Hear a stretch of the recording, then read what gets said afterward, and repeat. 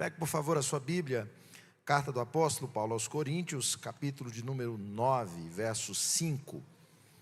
Segunda carta do apóstolo Paulo aos Coríntios, capítulo 9, verso 5. O apóstolo Paulo diz assim: por isso julguei conveniente exortar os irmãos a irem ter convosco e prepararem de antemão a vossa dádiva já anunciada, para que esteja pronta como expressão de generosidade. Diga, expressão de generosidade. E não de avareza. Ainda vamos para Hebreus capítulo 11, verso 4. Pela fé Abel ofereceu a Deus um sacrifício superior, diga superior. Superior ao de Caim. Pela fé Abel foi reconhecido como justo, quando Deus aprovou, diga aprovou, as suas ofertas. Embora esteja morto, por meio da fé ainda fala. Diga, ainda fala. Coloca a mão no seu coração, feche os seus olhos. Senhor, esse é o momento de recebermos Tua preciosa palavra. Que todas as vozes se calem para que a voz do Senhor seja dita. Que o nosso coração seja uma página sagrada. Que essas palavras que serão ensinadas seja a letra de Deus escrita no nosso coração. Que ela não apenas aumente o nosso conhecimento, mas que essas palavras mudem a nossa vida. Esse não é outro lugar senão a casa de Deus. É aqui que o Senhor ordena a bênção e a vida. Nós estamos começando o segundo semestre do ano de 2024. E com esta palavra que será semeada no coração dos seus filhos, nós os abençoamos para prosperar no nome de Jesus. Você recebe essa oração? Pode dizer amém. Sente, por favor. Se eu pudesse dar um título para esta pregação, o título seria: a mensagem por trás das nossas ofertas. Talvez você vai entortar o nariz e dizer: vixe, o pastor vai pregar sobre oferta. Existe a teologia da prosperidade e existe a prosperidade da nossa teologia. Existe o tal do evangelho da prosperidade, que nós não cremos e não pregamos, mas há muita prosperidade no evangelho que cremos. E eu quero falar das boas novas de prosperidade para você. O texto que nós acabamos de ler, o primeiro em especial de Coríntios, fala para nós da preparação de Paulo da igreja que haveria de levantar uma oferta. A preocupação do apóstolo é que aquela oferta tivesse uma expressão de generosidade. E me chama a atenção quando ele diz, e não uma expressão de avareza, pois a oferta, eu não sabia, ela pode manifestar generosidade, mas ela, embora seja uma oferta, ela pode manifestar avareza. Observando com mais detalhe o texto de Hebreus, quando na galeria dos heróis da fé, a Bíblia nos conta um dos primeiros heróis, Abel, filho de Adão e Eva, os primeiros homens, o primeiro homem. A Bíblia conta para nós de um ato de adoração. Se você quiser acompanhar essa história de Caim e Abel, acompanhe o verso 3 e 5 do capítulo 4 de Gênesis. O texto conta que ao fim de uns tempos, Caim trouxe do fruto da terra uma oferta ao Senhor. Abel, por sua vez, trouxe das primícias do seu rebanho e da gordura deste. Agradou-se o Senhor de Abel, diga, agradou o Senhor de Abel e da sua oferta. Ao passo que de Caim e de sua oferta não se agradou. Então aqui você tem um dos primeiros atos de adoração registrados na Bíblia. É o 4º capítulo do primeiro livro da Bíblia e nós já temos um ato de adoração. E vinculado a esse ato de adoração, você tem uma entrega, uma oferta. E os grandes atos de adoração na Bíblia sempre foram vinculados a algum sacrifício. Nesse em especial, nós não encontramos Deus rejeitando Caim por causa da oferta. Preste atenção, Deus não rejeitou Caim por causa da oferta. Deus rejeitou a oferta por causa dele. Ao passo que Deus, ele aceitou Abel, não foi por causa da oferta. Não, Deus aceitou a oferta de Abel por causa de Abel. Para ficar claro, antes de chegar a Deus a sua contribuição, chega o seu coração. Antes de chegar a oferta, chega a Deus o coração do ofertante. E o seu coração, quando chega a Deus, chega uma mensagem. A sua contribuição carrega um recado para os céus. E que mensagem a sua oferta tem entregue aos céus?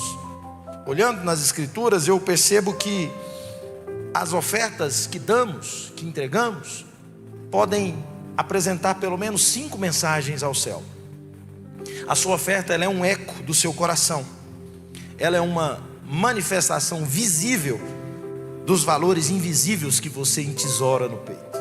A sua oferta é a parte palpável da sua fé, que é imanente, que é imaterial.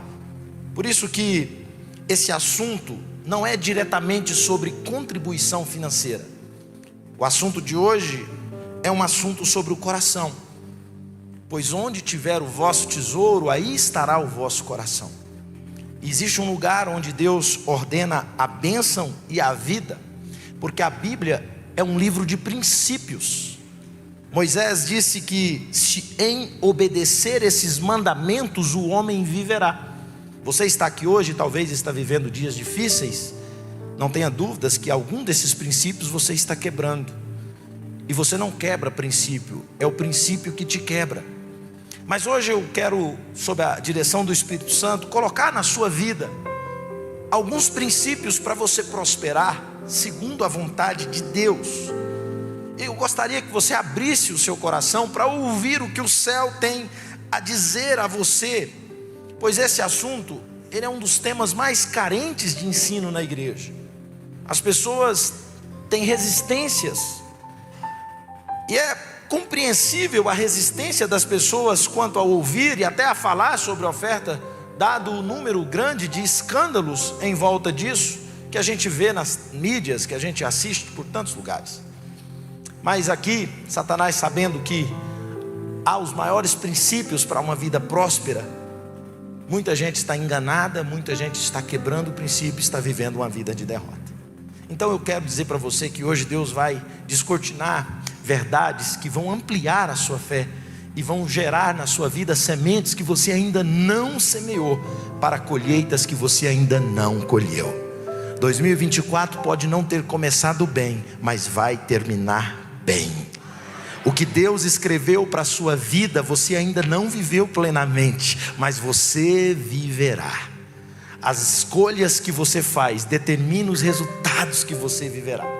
Então vem comigo. Em primeiro lugar, a minha oferta, ela transmite ao céu uma mensagem. A primeira mensagem é uma expressão, diga expressão, de confiança ou incredulidade. Uau!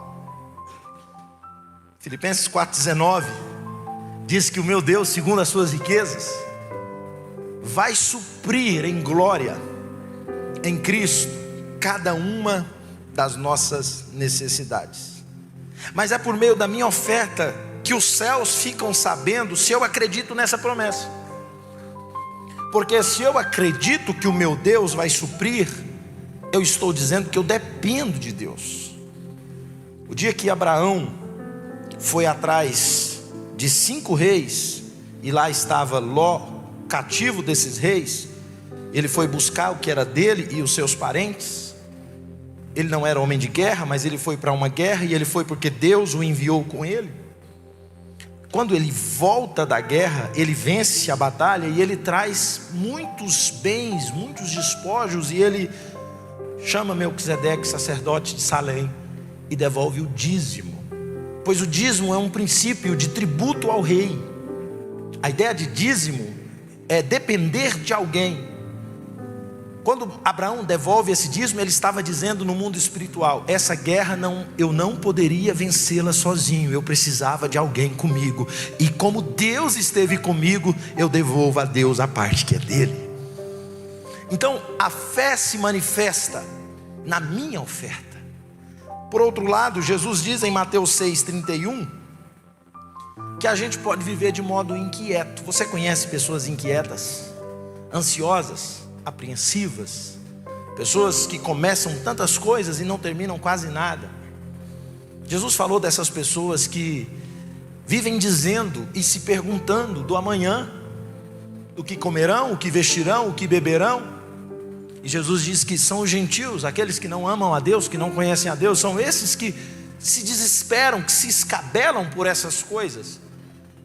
Pois nós que cremos, sabemos que o nosso Pai Celestial, Ele sabe que nós necessitamos de todas essas coisas. Então veja que pessoas inquietas, elas até ofertam, mas elas ofertam movidas pelo medo do que pode faltar. E é aí que a incredulidade se manifesta. Quando eu dou, eu queria dar mais, mas eu não dou tudo que eu queria dar, porque eu tenho medo de que entregando tudo que eu sinto que eu precisava entregar, aquilo venha me fazer falta. Por isso, o terreno da oferta é um terreno, sobretudo, de batalha espiritual na mente, pois há uma guerra no mundo espiritual entre aquilo que eu devo ou não devo entregar, o valor, a expressão da minha fé. Eu queria empolgar você essa noite, para que você aproveite cada instante das suas ofertas, não só hoje, mas na sua vida, para fazer desse um momento de uma poderosa declaração de fé. Eu queria colocar no forno da sua fé alguma lenha, para que ela esquente um pouco mais. E eu separei uma das promessas que eu tenho dito, mais lindas da Bíblia, e já quero te entregar ela. Mas antes, uma frase de Rick Warren, acerca disso: você não é apenas doador, mas um administrador. Diga administrador. A palavra grega para mordomia é oikonomos, aquele que administra o patrimônio da casa. Então Davi, ele tinha essa mentalidade de administrador. 1 Crônicas 29:14, quando ele faz uma escandalosa oferta, ao ofertar ele diz assim: tudo que temos vem de ti, e demos apenas o que primeiro de ti recebemos. Em outras palavras, ele está dizendo: eu não tinha nada, eu não era nada, e tudo que eu recebi foi do Senhor. Depois você faça um devocional com todo o capítulo 29. O dia que eu li esse capítulo com o meu coração em lágrimas, eu fui impulsionado a fazer uma oferta para mim extravagante. Esse é um texto perigoso de se ler, mas poderoso, pois aqui você vê a história de Davi passando como que num telão, o seu tempo de esquecido na casa do seu pai. Lembra de Jessé recebendo o profeta Samuel em casa, o banquete estava dado, e Davi nem era lembrado. Davi era um esquecido. Charles Swindoll disse que ele era um ninguém que ninguém notou, exceto os céus.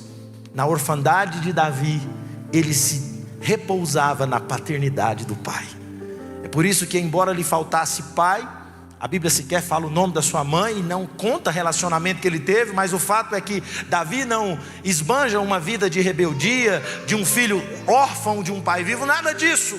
Embora lhe faltava um pai na terra, ele tinha um pai no céu que o supria em todas as áreas. É tanto que ele escreve um dos salmos mais famosos da Bíblia, o 23, quando ele declara: o Senhor é o meu pastor, de nada terei falta, de nada terei falta. Ele me faz descansar em pastos verdejantes, é Ele que refrigera a minha alma, que me guia pelas veredas da justiça, por amor do seu nome, ainda que eu andasse até pelo vale da sombra da morte. Eu não tenho pai aqui perto, eu não tenho ninguém, mas eu não temerei mal algum, porque tu estás comigo. Eu posso não ser corrigido pelo meu pai, mas é a sua vara e o seu cajado que me consola. E o Senhor é aquele que prepara uma mesa perante mim na presença dos meus inimigos, que unge a minha cabeça com óleo e o meu cálice transborda. Certamente que a bondade e a misericórdia me seguirão todos os dias da minha vida, e habitarei na casa do Senhor por longos dias.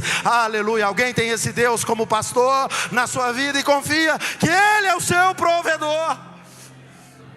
Então é esse Davi que quando vai ofertar ele fala: eu dou porque eu não tinha nada e tudo que eu tenho veio do Senhor. Sabe, irmãos, essa é a mentalidade de não ser dono. A Tozer diz assim, nos 5 votos para obter poder espiritual, um dos 5 votos é: não seja dono de coisa alguma. Você pode emprestar um sorriso amarelo para esse irmão que está perto de você e dizer isso para ele? Não seja dono de coisa alguma. Como assim, pastor? É porque quando a gente se sente dono, a gente acha que é dono, mas tudo vem de Deus. Tudo vem de Deus, e eu sei que vem do Senhor, e das mãos dele veio para as nossas mãos, e para as mãos dele, das nossas mãos retorna. Eu falei que ia colocar um texto de fé dentro de você, e o texto é Provérbios 13, 22. Há 2 promessas poderosas que você precisa orar sobre elas. Eu recomendaria você imprimir esse texto, colocar lá no seu quarto, põe na geladeira, põe na tela do seu desktop, do seu computador. Arruma um jeito de memorizá-lo. Faça uma oração dele. Não apenas o leia, memorize-o. Essa é uma promessa para a sua posteridade. Você pode ler esse texto aqui que está projetado, Provérbios 13, 22. Vamos lá? 3, 2, 1.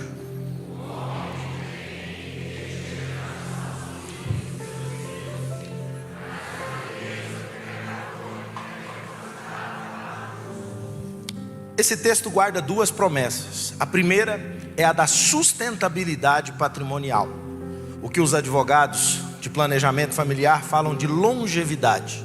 Para ficar mais simples, é você ter um patrimônio tão abençoador que você não gasta tudo, nem seus filhos alcançam os seus netos. O que a Bíblia está dizendo é que a bondade de Deus sobre a sua vida vai alcançar a 3ª geração. Isso é para a vida de quem confia. Isso me faz lembrar de um grande bilionário chamado John Rockefeller.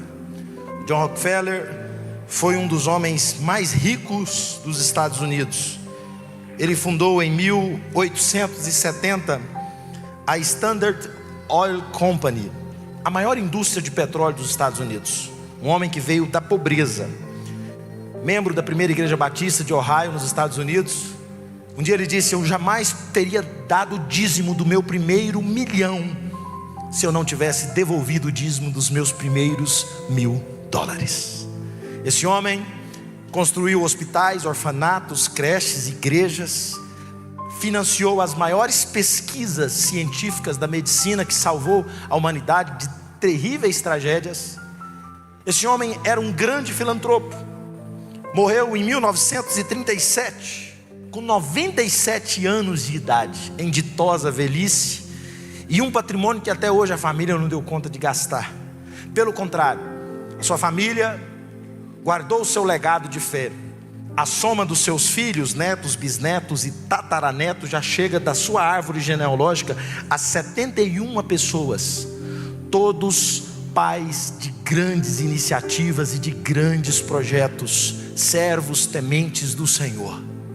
Isso é legado. Legado é aquilo que sobrevive após a sua morte.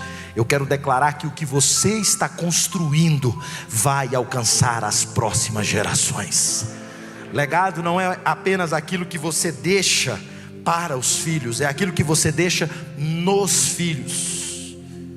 A escola de negócios de Harvard diz que 10% das fortunas alcançam a 3ª geração. A maioria das famílias com grandes heranças torra a grana já na 1ª ou na 2ª geração. Mas há uma classe de 10% que faz o patrimônio crescer e durar. São empresas centenárias. eu quero declarar essa promessa na sua vida. O que Deus começou na sua vida não acaba em você. O seu teto será o piso em que os seus filhos pisarão. Essa geração está construindo a plataforma para a próxima geração começar. Eles irão mais longe do que nós. Alguém recebe essa palavra? Pode dizer amém sobre isso? Oh, aleluia! Mas aqui há um segundo princípio, Pastor Júnior. Há uma preposição, uma conjunção adversativa aqui chamada mais. O mais é usado para trazer uma ideia oposta à anterior. E eu fui para os originais, eu falei, traduzir errado o texto, porque a primeira frase aparentemente não tem nada a ver com a segunda. Eu falei, mas o que tem a ver a primeira frase com a segunda frase? Aí eu comecei a entender a primeira. O homem de bem deixa herança para quem? E para quem mais? Para quem? Para os filhos e para os filhos dos seus filhos, certo? E a riqueza do pecador vai ficar para quem? Levanta a mão assim, você já entendeu. Fala assim, vai vir para minha mão. Faça assim com o dedinho assim, ó. Fala assim, ó, está prometido que vai vir para mim. A riqueza do pecador não vai ficar para o filho do pecador, é minha. Eu declaro em nome de Jesus transferência de riqueza para a sua vida. Quando Israel saiu do Egito, a Bíblia diz que o povo de Deus saqueou o Egito e deixou o Egito falido. Aonde você passa, você não vai causar devastação, não é isso. Mas o que é do céu para a sua vida vai chegar. De alguma maneira, de alguma forma, negócios incríveis virão para a sua mão. Quando você passar na porta de um lugar e você disser, Pai, esse lugar pode ser para mim, declare e virá para a sua vida. Porque prosperidade não é o tanto que você tem, prosperidade é ter o suficiente para viver o seu propósito. E se o seu propósito é grande, você precisa de uma grande prosperidade. Aleluia! Esse é o tempo de você prosperar muito, pois muito Deus quer fazer através de você. Eu estou empolgado aqui para te dizer que no tempo de Salomão foram 40 anos de glória, não teve uma guerra. E as nações inteiras traziam ouro, prata, pedras preciosas. E ele levantou a maior fortuna de todos os tempos. Transferência de riqueza. Aprenda a fazer essa oração quando você estiver vivendo num lugar. Pastor, isso não é inveja. Não é não, meu irmão. É seu de direito. A Bíblia diz que os céus dos céus pertencem a Deus, mas a terra Ele deu aos filhos dos homens. Ei, é seu por direito. Pede-me e te darei as nações por herança e as extremidades da terra por sua possessão. Oh, aleluia. Transferência, a gente precisa crer. Sabe, irmãos, você não está sentado com Cristo nas regiões sombrias. Não, você não foi chamado para se assentar com Cristo na terra da mediocridade, da pequenez, da insignificância. Eu não sei se você já leu na sua Bíblia o que está em Efésios capítulo 2, verso 6. E juntamente com Ele, Deus nos ressuscitou e nos fez assentar aonde? Aonde? Galeria, aonde você está sentado, além desse banco que você está aí, diga para mim, espiritualmente, aonde você está sentado? Eu não ouvi a galeria. Galeria, diga aí, nas regiões, acho que o telão não está legal para eles, diga regiões celestiais. Toda a igreja, diga regiões celestiais. O que é essas regiões celestiais? Paulo responde na sua oração magistral do capítulo 1, verso 20 de Efésios. Veja o que é a região celestial. A grandeza do poder de Deus se manifestou em Cristo, ressuscitando-o dentre os mortos e fazendo-o assentar à sua direita nos céus, acima de todo principado, acima de toda autoridade, acima de todo poder, acima de todo domínio e de todo nome que se nomeia, não somente neste século, mas também no vindouro. Abra sua mente e entenda uma coisa: não é só Cristo que está lá, você está sentado com Cristo. Sabe o que você está fazendo assentado com Cristo? não é para olhar por cima, para ver pela janela, não é para rotar arrogante na vida de ninguém. O Senhor te colocou aqui para governar, para dominar, para estabelecer o governo do céu. Aonde o seu pé chega, aonde a sua vida chega, o céu chega também, para que seja feita a vontade do Pai, assim na terra como no céu. Oh, aleluia! Oh, aleluia! Aplauda o nome do Senhor. Pois 2 Timóteo 2,11, pois se perseverarmos, com Ele também reinaremos. Com Ele também reinaremos. Eu estou governando com Cristo na minha casa. Eu estou preparado para governar com Cristo na minha cidade. Eu estou preparado junto com o meu pastor para estabelecer o governo de Cristo aqui. Os céus é do Senhor e essa terra também será dele. E você precisa crer nessas palavras, e a sua oferta precisa ser uma expressão do quanto você acredita no poder que você tem para dominar. Sabe aquele dia que o Senhor virou para aquele paralítico e disse assim: levanta, toma o seu leito e anda. Você já deve ter lido esse milagre. Era o mesmo que dizer: a partir de hoje, pegue aquilo que tinha autoridade sobre você, tome os seus limites, as suas prisões, coloca debaixo do seu braço e domine sobre elas. Tome o seu leito hoje e anda. Aquilo que te dominava não te domina mais. Aquilo que te envergonhava não envergonha mais. Eu declaro libertação de Deus sobre a sua vida. Que correntes se quebram, que você se erga da terra da mediocridade. Deus está te levantando para as alturas excelentes. Ele quer governar através de você.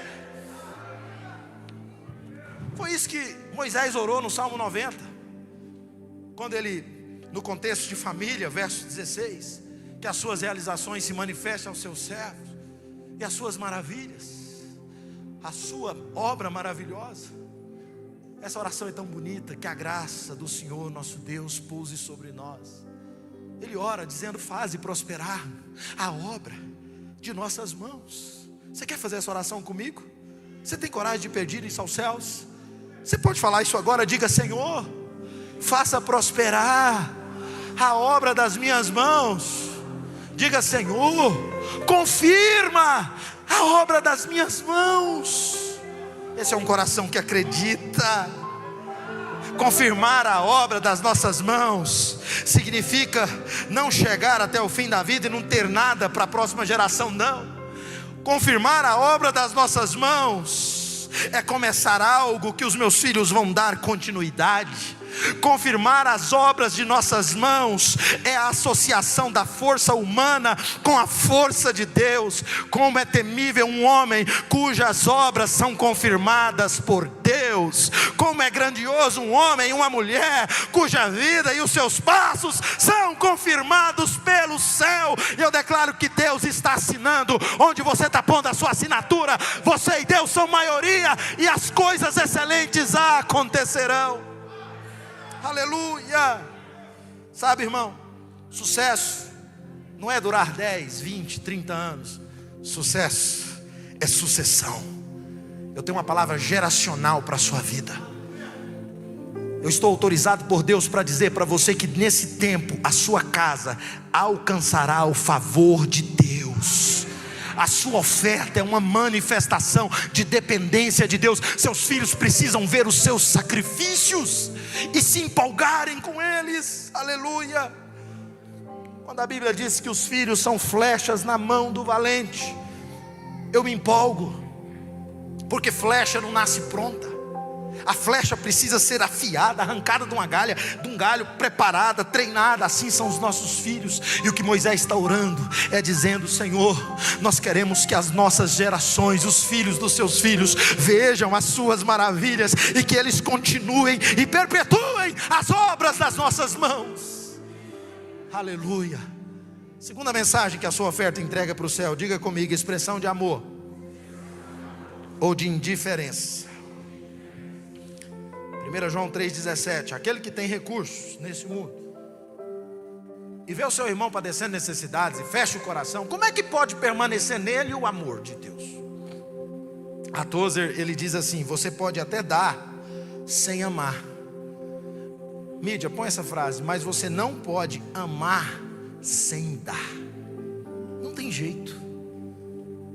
Paulo escreve aos Coríntios no capítulo 13, dizendo assim: olha, ainda que eu distribuísse toda a minha fortuna. Gente, ninguém vai distribuir a fortuna e ficar pobre e dando isso aos pobres do nada. Mas Paulo está dizendo no capítulo que ele exalta o amor sobre todas as virtudes, que é possível alguém fazer isso, e se fizer sem amor, nada disso aproveitará.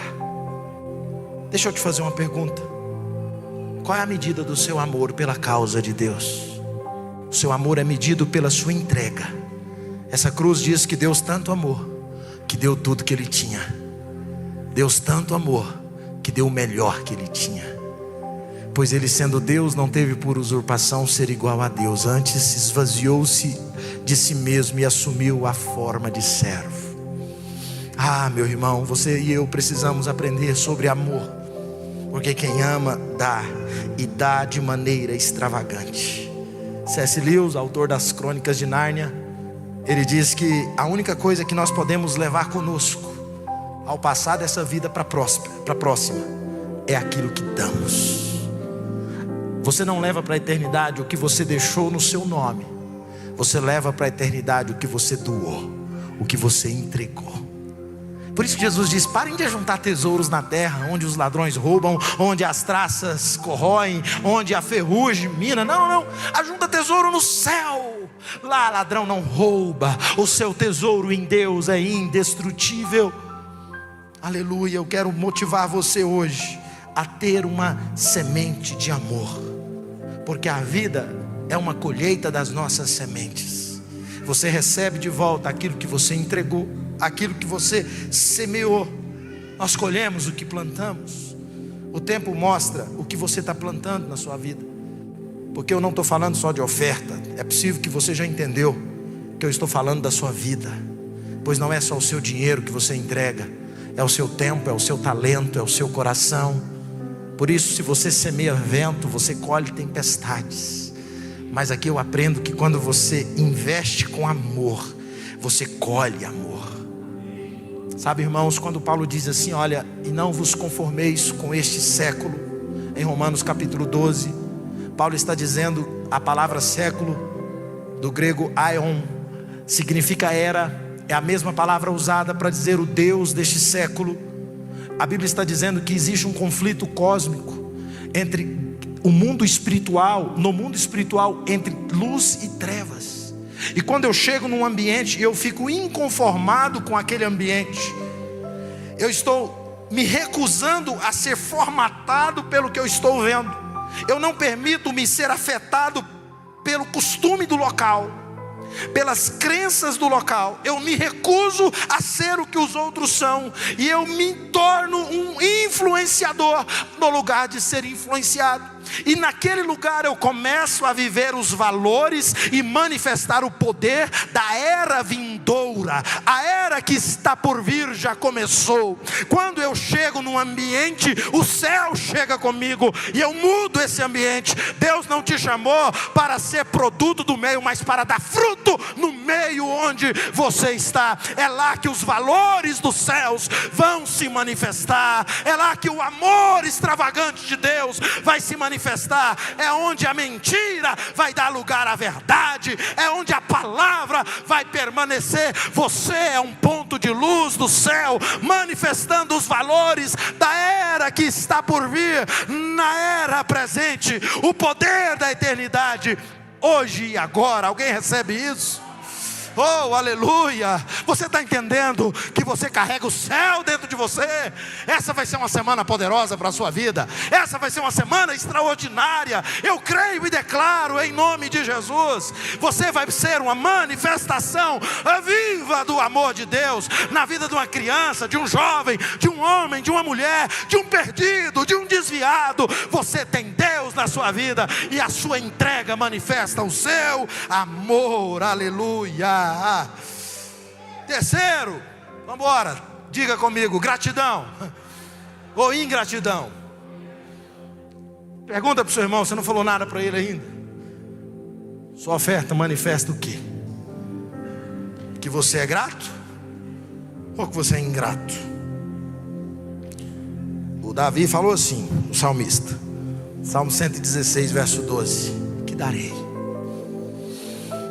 Aleluia, que darei?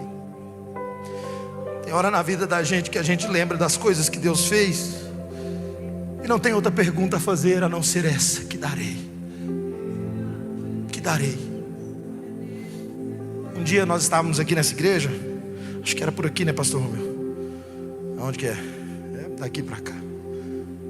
Alguém estava pregando e disse assim: se você quer receber de Deus o que você nunca recebeu, faça o que você nunca fez. Aquela palavra me atingiu como um raio, pastor Agil. Aí eu, vivendo um momento tão feliz, hoje mais feliz, mas tão feliz, me perguntei: que darei ao Senhor? Essa igreja está começando. Eu estava com a minha filha Ana Luísa. Cadê essa princesa que Deus me deu? Ana Luísa, você está na casa? Alguém acha Ana Luísa e me avisa que eu falei dela aqui. Ela estava tão pequenininha, tão bonita no meu braço. Eu me perguntei assim: se a minha filha cair doente, o que eu vou fazer para salvar a minha filha? Eu vou ter que vender alguma coisa. O que eu vou vender? Eu tinha uma moto quitada, novinha, assim, bonita. Falei: eu acho que eu ia vender essa moto, mas eu não preciso vender essa moto porque ela está saudável. Foi uma pergunta simples e uma entrega simples para um momento poderoso. Eu devolvi aquela moto, que para mim era muito, mas foi um exemplo para mim de gratidão pela saúde da minha casa, pelo presente que Deus me deu. E eu tenho o salário hoje de comprar uma moto todo mês se eu precisar. Que darei eu ao Senhor por todos os benefícios que Ele me tem feito? É essa pergunta que Davi faz, e é essa pergunta que você precisa fazer. Nutrir o seu coração com gratidão. Porque o que é gratidão? Gratidão é a memória do coração. Sabe o que Paulo escreve aos 2 Coríntios capítulo 9, verso 7? Que você não deve contribuir porque a igreja precisa. Você não deve contribuir porque tem um propósito aí de construir um prédio. Não é sobre a igreja, não é sobre uma necessidade, é sobre você. Nenhum sacrifício era porque Deus precisava. A sua oferta é uma entrega agradável a Deus. No Monte Moriá eu não deixo de dizer o que Deus queria quando pede a Abraão Isaac. Deus não queria Isaac morto, Deus não queria tirar Isaac das cinzas, nada disso. No Monte Moriá o que Deus queria não era Isaac, era Abraão. No lugar da oferta, Deus não quer o seu dinheiro, Ele quer você. É você que Ele ama, é a você que Ele quer. Que nada te tenha, que você não seja possuído por nada a não ser pelo Senhor. Aleluia. Então não é por tristeza, não é por necessidade, é conforme propôs no coração. É gratidão, aleluia. Porque Deus ama o que dá com alegria. Oh, meu irmão, você precisa construir o seu futuro, e o seu futuro já está na sua mão. Tudo que você precisa para construir o seu amanhã, Deus te deu hoje na sua mão. O seu destino não é um Deus. O seu destino não é algo que você simplesmente pode se livrar dele.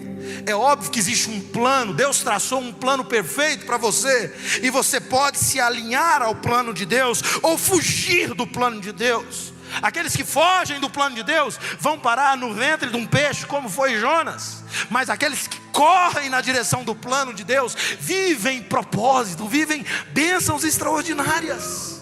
Obedeça, seja grato ao Senhor. O futuro estava diante de Israel. O futuro não é um tempo, é um lugar. A terra prometida estava diante deles. E um coração ingrato os fez perecer no deserto. No velho ditado, morrer na praia. A nação inteira de Israel pereceu por causa da ingratidão. E eles ofertavam, mas eram ingratos. Porque quando você valoriza mais os seus obstáculos do que as promessas de Deus, você é um candidato a ficar fora da história. Israel, ali a minha filha linda, maravilhosa, que Deus te abençoe, viu? Olha só, quando Israel estava próximo de chegar em Canaã, Eles foram visitar a terra prometida, e eles voltaram de lá, pastor Neles, encantados. A terra é boa, mana, leite e mel. Lá é tão pesado para carregar um cacho de uva que precisa de 2 homens. É tudo que a gente sonhou. Mas o povo derreteu o coração. A terra está cheia de gigantes. Eles vão nos destruir. E uma murmuração, diga murmuração. Diga mais uma vez essa palavra feia, esse palavrão, diga murmuração. Tem como sair do slide aí, Sandro, e colocar Números 14, verso 2 a 4? Números 14, verso 2 a 4. O povo, em vez de celebrar, de agradecer, eu prefiro pôr esse texto aqui para você não cometer o que eles cometeram. Porque quando você vê um obstáculo à sua frente, é um sinal de que você está mais perto do seu propósito. Porque Deus não entrega nada de graça para você. Grandes guerras escondem grandes vitórias. Grandes lutas guardam grandes triunfos. Aí, Números 14, verso 2. 14, você está com 2, 14. É 14, 2. Quando você está diante de um obstáculo, você tem 2 coisas a fazer: agradecer a Deus pela vitória que vai chegar, ou murmurar. Eles optaram por queixar-se de Moisés e Arão.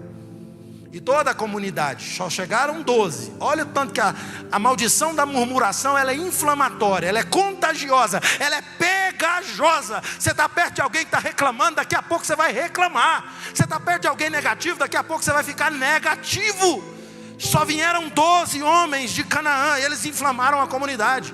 E aí começou a murmuração, o cântico da derrota. Quem dera tivéssemos morrido no Egito.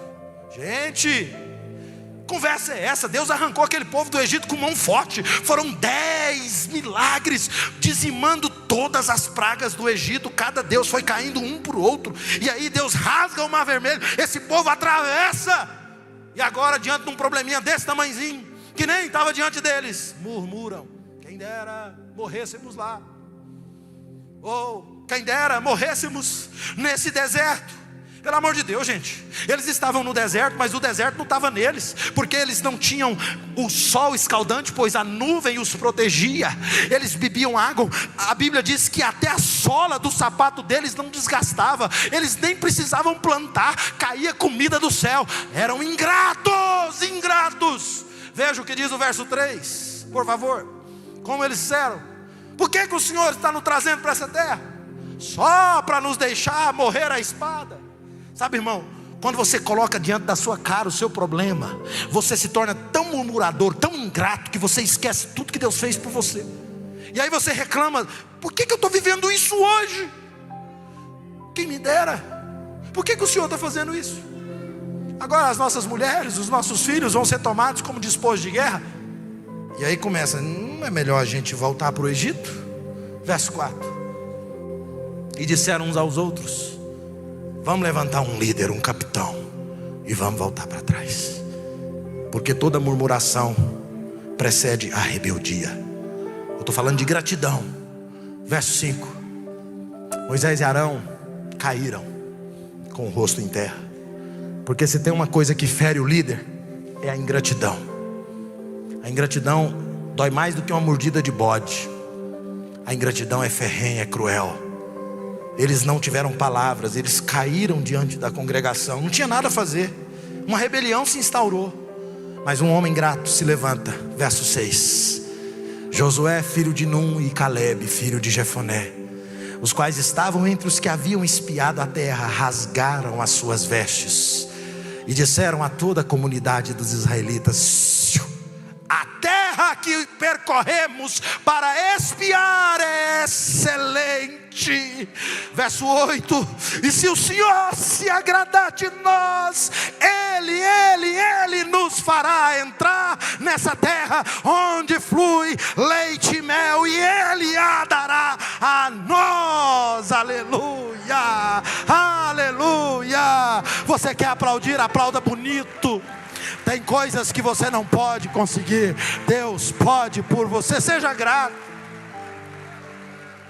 Seja grato pelo pão que você come. Seja grato pela água que você bebe. Seja grato porque você acordou vivo quando muita gente não acordou. Seja grato porque dentro do seu peito existe o rufar de um coração que pulsa pulsa sangue para quilômetros de artérias e veias que estão escondidas dentro de você. O seu telefone descarrega, você leva o telefone para a tomada, se não carregar não presta, não funciona. O seu carro não sai do lugar se não abastecer. Você não precisa ser conectado em nenhuma tomada, você não precisa de gasolina. A vida flui no seu pulmão.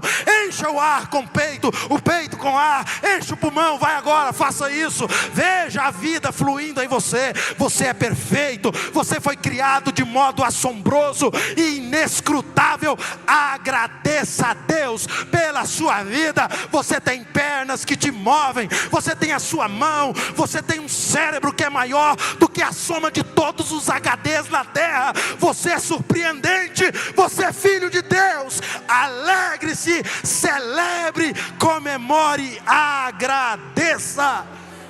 Ah, meu irmão, eu estou empolgado aqui hoje. Nós temos muito para agradecer. Nós temos muito para agradecer. Há uma igreja escondida na China, eles cantam baixinho. Nós temos uma igreja linda, estamos indo para uma igreja maior. Em nome de Jesus, nunca mais seja ingrato.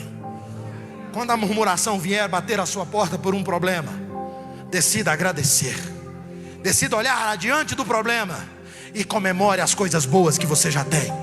Para de reclamar da água que está faltando no copo e se empolgue com a água que tem lá dentro. Deus deu para você tudo que você precisa para cumprir o seu propósito, e o que falta Ele vai mandar a seu tempo e a sua hora. Aleluia. Eu preciso terminar, vamos para o quarto ponto. Diga: a minha oferta pode expressar obediência. Eu não vou ler a segunda parte. Ou Malaquias 3:10. Qual é a ordem? Não, vamos fazer igual uma orquestra. 3, 2, 1.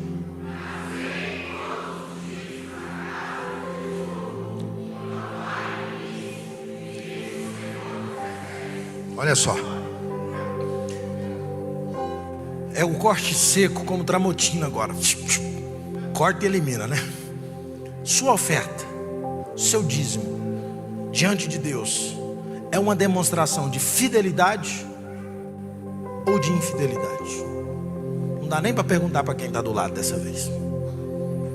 Sua oferta chega no céu como um ato de fidelidade ou de infidelidade?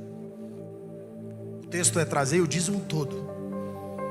Sabe, irmãos, a minha contribuição, a sua contribuição,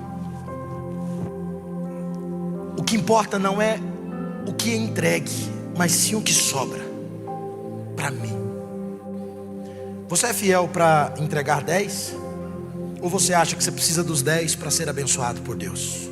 Porque os 90 não lhe é suficiente. Não. Se eu não, pastor, o senhor não conhece a minha história, o senhor não sabe das minhas dívidas, o senhor não sabe dos meus problemas. Isso é uma questão de fé, de você ser fiel no pouco para ser colocado sobre o muito. Joel 2:25, Deus diz para os dizimistas: eu restituirei os anos que foram consumidos pelo gafanhoto migrador, pelo destruidor e pelo cortador. Sabe aquele ano que você não colheu nada, que você só pagou conta? Sabe aquele ano estéril, aquele tempo na sua vida que você só juntou para pagar a conta e não colheu nada? Você foi juntar tudo, deu só um tiquinho de nada. Sabe aquele prejuízo amargo que você teve na vida, que você não gosta nem de lembrar? Aquela conta que você nunca deu conta de pagar, que acabou com o seu nome. Sabe aquele dinheiro que você emprestou para alguém e não te pagou, e você precisou pegar outro dinheiro emprestado, e sua vida virou uma bola de neve, e você não sabe mais o que faz? Sabe aquela perda irreparável que você sofreu na vida? Há uma promessa de Deus para você: eu, o Senhor, restituirei os anos consumidos. Restituição é uma palavra poderosa. Deus não está dizendo que vai te dar o que você perdeu. Deus está dizendo que vai te fazer receber de volta o que você deixou de ganhar. Oh, aleluia. Como é bom servir a um Deus que em um ano pode nos dar o que nós não recebemos a vida toda. Fique no seu lugar. Deus pode te prosperar como nunca. Ele não precisa da força do homem, do braço do homem. Confie no Senhor e faça o bem, e a sua alma viverá. Seja fiel no pouco, meu irmão. Deus está dizendo, quando Deus diz, a palavra dele não volta. Ele disse: eu não sou homem para que minta, nem filho do homem para que me arrependa. Deixa eu te dizer uma coisa, eu tenho 3 filhos, eu sei muito bem o que é prometer uma coisa para um filho. Ele se lembra, a gente esquece. Ele lembra, ele fala: pai, o senhor falou. Eu não falei, falou, eu lembro. Então eu falei, eu vou fazer. Deus é do mesmo jeito. Você tem autoridade escriturística, base bíblica, para dizer: Senhor, está escrito que o Senhor vai restituir. Esse é o tempo que eu quero de volta aquilo que o inimigo levou. Eu quero de volta a felicidade para o meu casamento. Eu quero de volta a paz para o meu lar. Eu quero de volta a alegria que o Senhor prometeu. Por favor, me devolva. Ele há de retribuir na sua vida. Ah, como o jovem rico perdeu isso. O jovem rico chegou em Jesus com uma pergunta eterna: que farei para herdar a vida eterna? Jesus o amou tanto e disse: vende o que você tem, dá aos pobres e me segue. Ele saiu triste porque era muito rico. Quando ele sai, ele termina de virar a esquina. Jesus fala algo para ele não escutar: aquele que vem a mim, que deixa bens, casa, carro, pai, mãe, filhos, filhas, receberá 100 vezes nessa vida, e no porvir a vida eterna. Se ele tivesse ouvido isso, ele ficava. Ele se foi. Nem o nome dele a gente tem para contar. Poderia ser um Paulo, poderia ser um Estevão, mas perdeu a maior oportunidade da vida, porque não creu, porque não renunciou, porque não obedeceu. Eu acho que por hoje já chega. Acho que você já entendeu o suficiente para mudar a sua vida. Acho que você já tem o suficiente para você chegar aonde você precisa ir e transformar o ambiente onde você está. Eu termino com Eclesiastes 5, 4 e 6. Quando você fizer um voto, não demore em cumprir o voto, porque Deus não se agrada de tolos. Cumpra o voto que você fizer. A gente chama de tolo aquele que é tão imbecil que perde uma oportunidade enorme. O tolo aqui é aquele que abre a porta, Diogo, da grande oportunidade na vida, e ele fecha ela atrás de si. Se tem uma coisa importante para nós fazermos nesse tempo, é um voto ao Senhor. Nós estamos construindo uma grande igreja para um grande avivamento que já começou. E esse é um tempo de você fazer a sua história nessa história, de você escrever o seu nome nesse empreendimento eterno. E aí você precisa fazer o seu voto a Deus, porque o voto é uma oportunidade de ser abundantemente abençoado. Os grandes homens da história fizeram votos com Deus. Você se lembra de Jacó? O capítulo 28, 29 conta a sua história de Gênesis. Ele sai da casa do seu pai, fugido da morte, correndo de uma ameaça de Esaú, porque ele havia enganado seu irmão. Quando ele chega em Harã, ele coloca uma pedra e dorme naquele lugar. E a Bíblia diz que ele tem um sonho de uma escada que começava na terra e terminava no céu. E naquele sonho poderoso, Deus o visita, e Deus promete para ele: eu sou o Deus de Abraão, seu pai, do seu avô, eu sou o Deus de Isaac, seu pai. A terra que você está deitado, eu vou dar para você, e através de você eu vou fazer benditas todas as nações da terra. Jacó acorda e ele diz assim: meu Deus, como terrível é esse lugar. Esse não é outro lugar senão a casa de Deus. E ele faz um voto: Senhor, se o Senhor então for comigo daqui para frente. Ele era pobre, marré, só estava com a malinha nas costas, não tinha mais nada. Ele tinha uma mala e uma ameaça, foragido, num lugar, numa terra estranha. E ali ele faz um voto com Deus. Ele diz: Senhor, aqui nessa miséria, nessa pobreza, eu só tenho uma promessa: se o Senhor for comigo, se o Senhor me der pão para comer, água para beber, se o Senhor me abençoar no meu caminho, duas coisas: o Senhor será o meu Deus, porque Deus se apresentou para ele como Deus de Abraão, Deus de Isaac, mas não era ainda o Deus de Jacó. Então ele diz: o Senhor será o meu Deus, e de tudo que eu ganhar, eu te devolverei o dízimo. Diga dízimo. Não, você não falou direito, diga dízimo. Não existia Moisés, não existia lei. Eu estou falando de Jacó, porque esse é um princípio e eu termino aqui. Ele vai, e não teve lugar onde esse homem passou que ele não fosse abençoado. Ele trabalhou 14 anos de graça, por conta de 2 mulheres, foi. Mas mesmo assim Deus o prosperou na terra de Labão. Quando ele volta para casa, ele volta milionário, pois Deus estava com ele. Deus deu paz para ele diante do seu inimigo Esaú. Porque quando você está aliançado com Deus, a sua vida muda. Eu desafio você a fazer alianças com Deus. Você lembra de Ana? Ana clamava desesperadamente: dai-me um filho. Ela jejuou, ela orou. O profeta, o sacerdote até falou para ela: mulher, você está embriagada, você está babando na casa de Deus, contenha o seu vinho e a sua embriaguez. Ela: não, meu senhor, eu sou uma mulher de alma amargurada, eu quero um filho. E não tinha filho. Um dia ela ousou fazer um voto. Diga, um voto. Diga para o seu irmão, diga para ele: um voto muda a sua vida. Ah, você não falou muda a sua vida. Diga, muda a sua vida. Ô irmão, eu queria tanto que você cresça nessa palavra. Xarabacandarabassura. Um voto que ela fez, o céu ouviu. Ana não foi mãe de um filho qualquer, ela foi mãe de Samuel, profeta, juiz, sacerdote. Deus não só deu a ela um Samuel, Deus deu a ela mais 2 filhos e mais 3 filhas. A sua madre abriu.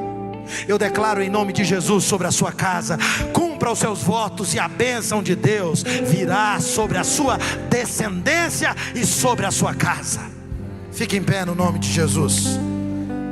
Pai, tinha um último aqui. Diga, expressão de sacrifício ou avareza. Você lembra da mulher que trouxe a oferta no gasofilácio? E era pouca a oferta dela. E Jesus disse assim: essa mulher, no pouco que ela deu a maior oferta. Alguém lembra desse texto na Bíblia? É porque Deus não mede a sua oferta pelo preço dela, mas pelo sacrifício que ela representa. Então, a mensagem final que a sua oferta entrega para os céus é uma mensagem de sacrifício. A sua mensagem precisa a sua oferta precisa arrancar um pedaço de você, né? Tem que doer. Pastor Romeu ensina-nos que se não custar, não vale. A grande questão não é o que eu entrego, é o que sobra para mim. O que Deus está querendo de você é tudo. Pastor, o senhor quer que eu transfira todos os meus bens para a igreja? Não, não é isso. É tudo de você. Porque quando tudo de você for dele, o resto é consequência. Ele te tira daqui, ele te dá ali. Ele te pede hoje, amanhã ele te devolve de outra forma.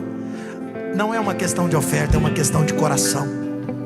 Ou ela manifesta sacrifício ou avareza. Vem cá, pastor Jair, pega o microfone ali, por favor.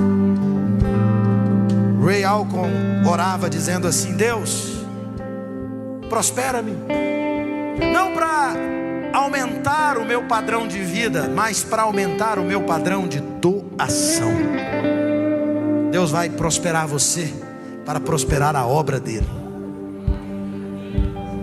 Alguém recebe essa palavra? Deus vai prosperar você para prosperar a obra dele. Amém? Sobre isso. Quando a riqueza chegar na sua casa, ela tem destino, ela tem propósito. Eu falei e vou repetir, pastor Jair: prosperidade não é ter muito dinheiro, é ter o suficiente para cumprir o propósito. Seu propósito é grande, você precisa de uma grande prosperidade. Essa igreja é poderosa. Põe imagens ao vivo, por favor.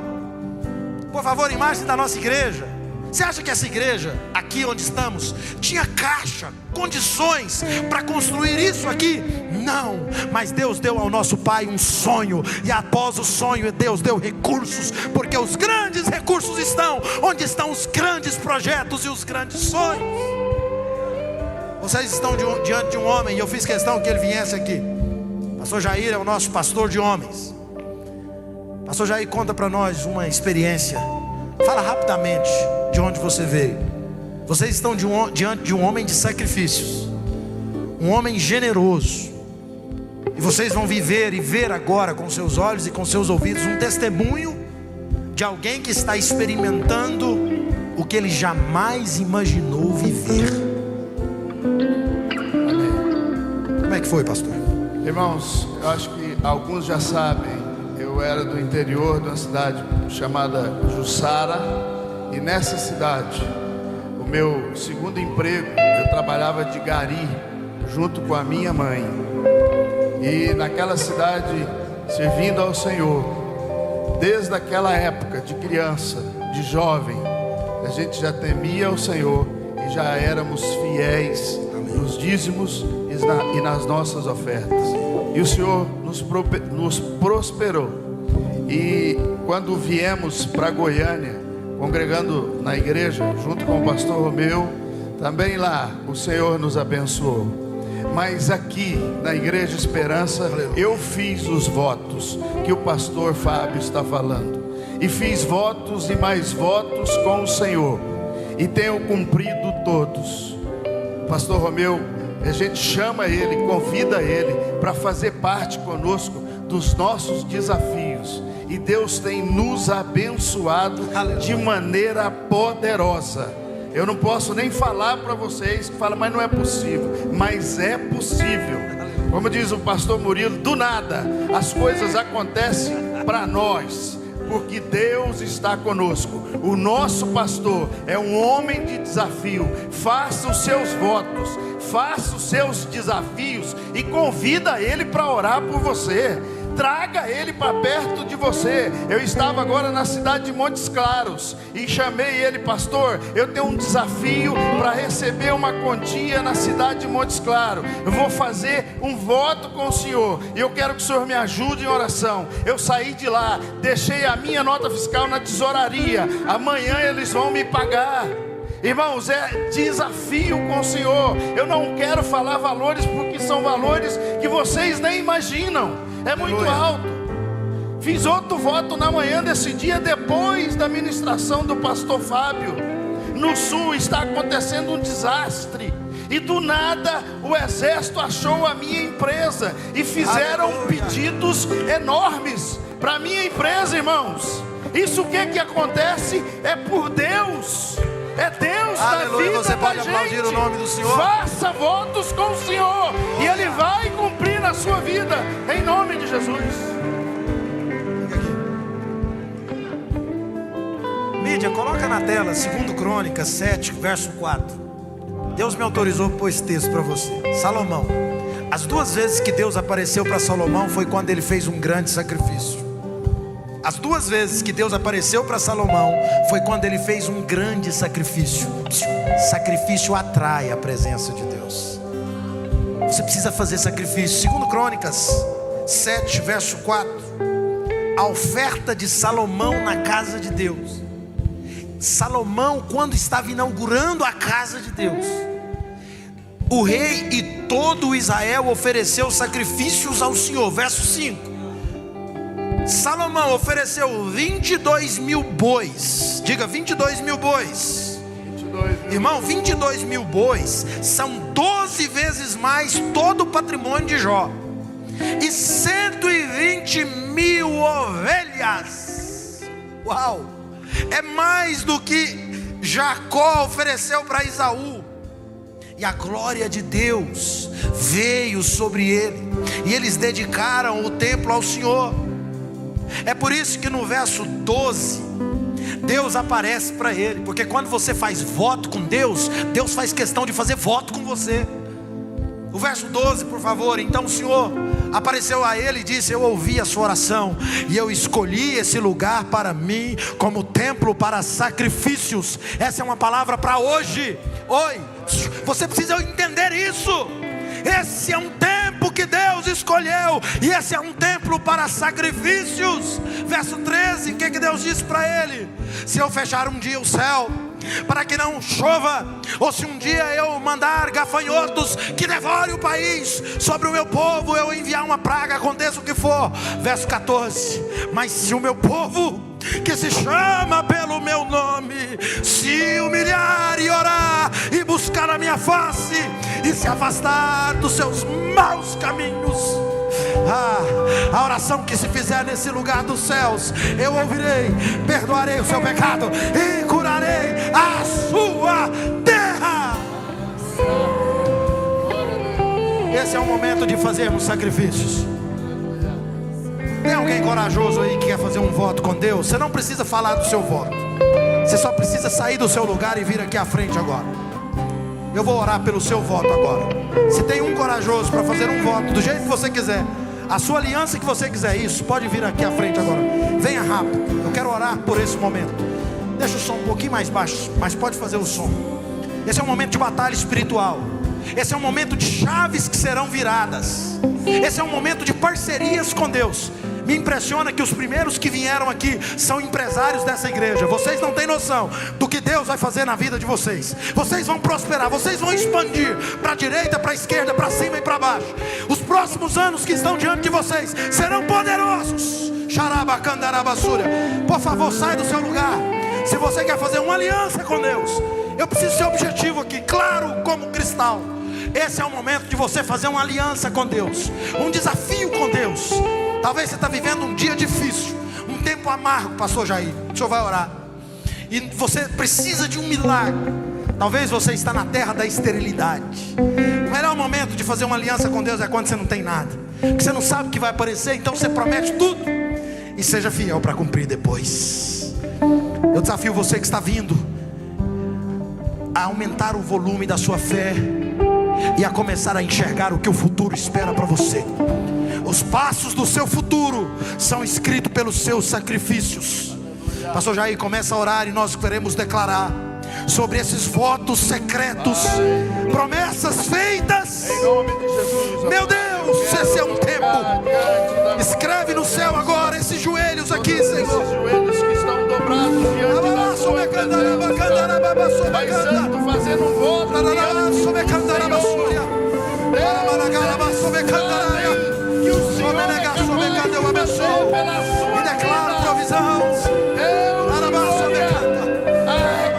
Coloca sobre as suas empresas, sobre os seus negócios, a sua mão agora, ó Pai.